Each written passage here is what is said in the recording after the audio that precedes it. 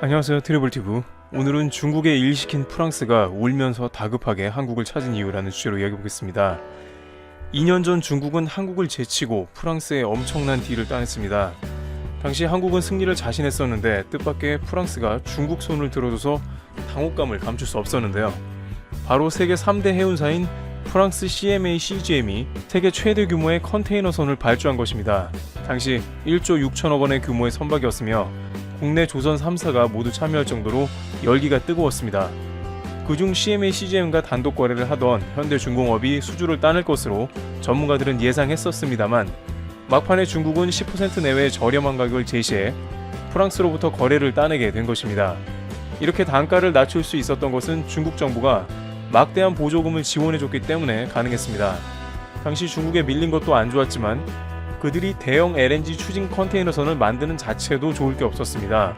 성공적으로 배를 인도할 경우 그들은 경험을 갖게 되고 앞으로 LNG 추진형 배 시장에 우위를 점하게 됩니다. 현재 조선업 시장은 LNG 추진형 배가 친환경으로서 국제해사기구의 환경 규제에 따라 수요가 증가하고 있어 LNG 추진형 배 시장을 누가 선도하느냐가 매우 중요한 부분으로 인식되고 있습니다.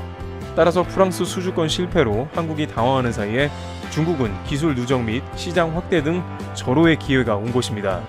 그러나 막상 시간이 지났음에도 프랑스에 약속한 배가 오지 않은 것이 문제가 되었습니다. 납기 지연이 된 것입니다. 더 큰 문제는 이 배가 중국에서 완성되지 못할 것이라는 가능성도 나온 것입니다. 쉽게 얘기해 중국은 아직 LNG 추진 컨테이너선을 건조할 만한 기술적인 준비가 되어 있지 않았던 것이죠.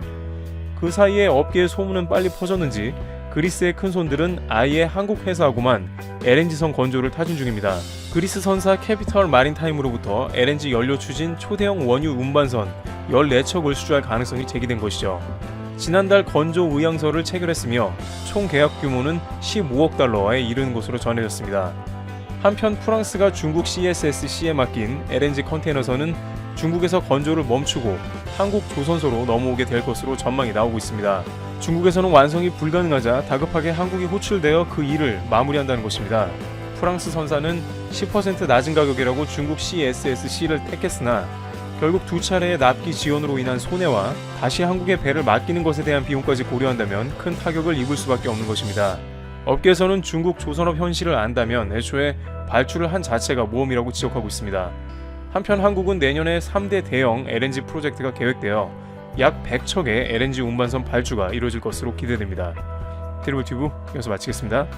감사합니다. 존 볼턴 전 백악관 국가안보보좌관이 21일 미국 대선 이후까지 북한과 어떤 합의도 없을 것이라며 이것은 끝났다고 주장했다. 볼턴은 이날 ABC 방송과의 인터뷰에서 도널드 트럼프 미국 대통령이 김정은 북한 국무위원장과 한 미국 정상회담을 전략적 실수라고 비판하며 이같이 밝혔다. 트럼프 대통령이 김정은과의 정상회담을 통해 독재자에게 정당성만 부여했을 뿐 북한 핵무기 제거를 위한 의미 있는 논의는 하지 못했다는 것이다. 볼턴은 미국 정상회담을 엄청난 사진 촬영 행사라고 깎아내렸다. 볼턴이 이날 인터뷰는 23일로 예정된 회고록 그 일이 일어난 방출간을 앞두고 이루어졌다. 한국경제신문이 입수한 회고록에 따르면 볼턴은 지난해 2월 27일에서 28일 베트남 하노이 2차 미국 정상회담 보름 전인 2월 12일 백악관 브리핑에서 트럼프 대통령에게 역대 대통령들이 북한과의 정상회담에서 성공을 장담했지만 결국 실패한 영상을 보여줬다. 이후 트럼프 대통령은 하노이에 가져갈 핵심 표지를 나는 레버리지를 갖고 있다. 나는 서두를 필요가 없다. 나는 박차고 나갈 수 있다로 잡았다. 트럼프 대통령이 이때부터 노딜 시나리오를 염두에 두었다는 것이다. 이후 미국 실무 협상은 별 성과가 없었다. 이에 트럼프 대통령은 2월 27일 하노이 도착 후 볼턴과 마이크 폼페이오 국무장관의 보고를 받는 자리에서 스몰 이론 제재 약화를 이유로 거부했고 빅딜은 김정은이 핵 포기를 위한 전략적 결정을 내리지 않을 것이란 이유로 가능하지 않을 것으로 봤다.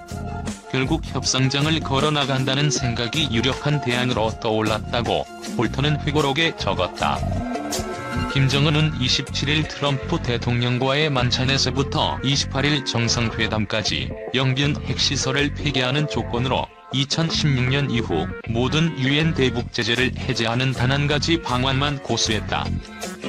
트럼프 대통령은 영변 핵시설 외에 어떤 추가 제한을 더 할 수 있는지, 대북 제재 완전 해제 대신 단 1%만의 완화라도 요구하는 건 어떤지, 미국을 타격할 수 있는 장거리 미사일 제거를 포함하는 안은 어떤지를 물었지만 김정은은 영변 핵시설 폐기 외엔 다른 대안을 내놓지 않았고 결국 회담은 결렬됐다. 볼턴은 하노이 회담 며칠 뒤 정의용 청와대 국가안보실장과 통화했는데 김정은이 하노이에 플랜 B 없이 단 한 가지 전략만 가지고 갔다는 사실에 그들이 놀랐다고 했다고 밝혔다. 그러면서 정 실장은 문재인 대통령이 정신분열적인 생각을 보여줬다고 비판하기도 했다. 미국이 북한의 행동 대행동 접근법을 거부한 걸 옳다고 보면서 동시에 김정은의 영변 핵시설 폐기 의도가 북한이 불가역적인 비핵화로 들어서는 매우 의미 있는 첫걸음이라고 한국 정부가 평가한 데 대해 정신분열증적이라고 비판한 것이다. 볼턴은 회고록에서 2018년 4월 2일 백악관에서 정 실장을 만난 상황을 기록하며 정 실장은 나중에 김정은에게 먼저 그런 초대를 하라고 제안한 것은 자신이었다고 거의 시인했다고 주장했다. 미북 정상회담을 제안한 게 김정은이 아니라 정 실장이라는 것이다. 볼턴은 종전선언 구상에 대해서도 처음에는 북한의 아이디어라고 생각했는데 나중에 이것이 자신의 통일 어젠다를 뒷받침하기 위한 문 대통령의 아이디어라고 의심하기 시작했다고 했다. 또 나는 문 대통령이 이런 나쁜 아이디어들을 트럼프 대통령에게 권유하는 데 대해 우려했다고 밝혔다.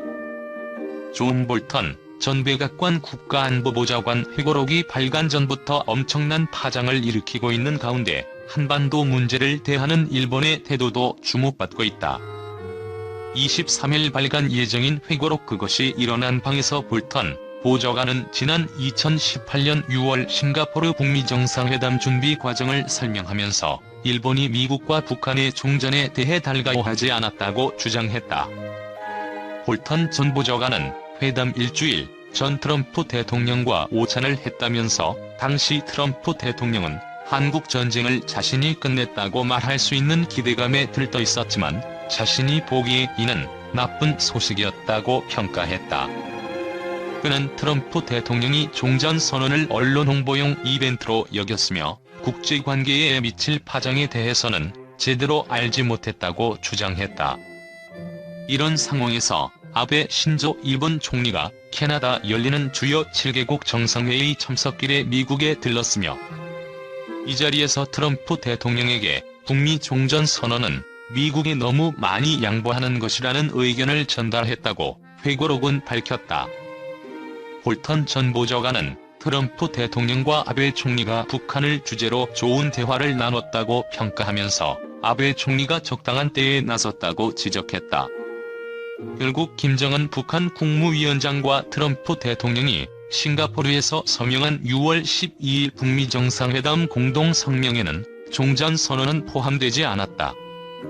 다만 트럼프 대통령이 기자회견에서 후속 조치 가능성을 언급하는 것으로 끝났다. 또 볼턴 전 보좌관은 마이크 폼페이오 미국 국무장관과 함께 북미 정상회담을 앞두고 핵무기, 탄도미사일에 대한 북한의 기본선언과 북미 종전선언을 맞바꾸는 안을 논의했다고 밝히면서 이 같은 협상안을 짰기 때문에 트럼프 대통령이 종전선언을 북한에 내어주는 것을 막을 수 있었다고 주장했다. 한편 볼턴 전 보좌관의 회고록에 따르면 아베 총리는 미국이 북한에 강경한 태도를 보이기를 주문한 것으로 드러났다. 2018년 4월 2일 정상에서도 이 같은 논지를 펼쳤다는 것이다. 1950년에 발발한 한국 전쟁 때 일본의 민간인 남성 60명이 미군과 함께 한반도로 건너갔고 이 중 18명은 전투에도 참가했다고 마이니치 신문이 22일 보도했습니다. 마이니치 신문은 미국 국립문서기록관리청에 소장된 한국에서 일본인 모허가 수송과 사용이라는 제목의 미군 극비 문서를 입수해 이런 보도를 했습니다. 6.25 전쟁 때 미 해군의 요청으로 일본 정부가 극비리에 편성한 해상보안청의 특별소해대가 기뢰 제거 작업을 하고 항만 업무 등으로 미군 후방 지원을 한 일본인이 57명 사망한 사실은 이미 알려져 있습니다. 이번 극비문서에선 일본 민간인의 실제 전투 참가 사실이 새롭게 밝혀졌다고 마이니치는 평가했습니다. 일본 민간인 60명은 대부분 개전 직후인 1950년 7월께 한반도로 건너갔고 1951년 1에서 2월 일본으로 돌아갔습니다. 미군 극비문서에 등장하는 이들에 대한 신문 기록을 보면 60명 중 27명이 무기를 지급받았고 18명은 전투에서 실제로 무기를 사용했습니다. 60명 중 10에서 20대가 46명으로 가장 많았습니다. 20세 미만 소년이 18명이었고 심지어 9세 아이도 있었습니다. 48명은 당시 주일 미군기지 직원이었습니다. 당시 20세였던 우에노 다모스는 6.25 전쟁 당시 대전 전투 때 미 24사단의 지휘관인 윌리엄 딩 소장이 북한군에 포위돼 눈의 몸을 숨겼다면서 자신이 몇 명의 북한 병사를 죽였는지 모른다고 진술했습니다. 심지어 도쿄도 출신의 당시 12세 소년이 가빈총을 지급받았고 4에서 5명은 죽였다고 기억한다고 진술한 기록도 있습니다. 오사카부 출신의 20세 남성은 7개월 동안 전선에 있었다면서 15에서 20명은 죽였다고 진술했습니다. 6.25 전쟁 때 한반도로 건너간 일본인 민간인 60명 중 1명은 사망하고 1명은 실종됐습니다. 일본으로 돌아온 이들은 미군 신문 과정에서 한반도 도항 이위에 대해 미군 기지 상관이 권유했다고 답변한 경우가 많았습니다. 나고야 출신의 당시 9세 소년은 잡혀갔다고 진술했습니다. 마이니치는 미군이 공식적으로 데리고 간 것이 아니라 개인적인 관계를 이용해 정식 허가를 받지 않고 대동했을 가능성이 제기된다고 분석했습니다. 실제 신문 기록을 보면 한반도로 건너갔던 민간인 대부분이 도항한 것을 외부에 발설하지 않는다고 맹세하고 서명도 했다고 마이니치는 전했습니다. 오누마 히사오 교아이 학원 마야바시 국제대 교수는 한국전쟁 당시 옛소련과 북한이 유엔에 일본인들이 유엔군으로 참전하고 있다고 비난했지만 직접 전투에 참여한 일본인의 공적 자료를 발견되지 않았다며 좀 더 자세히 조사할 필요가 있다고 밝혔습니다.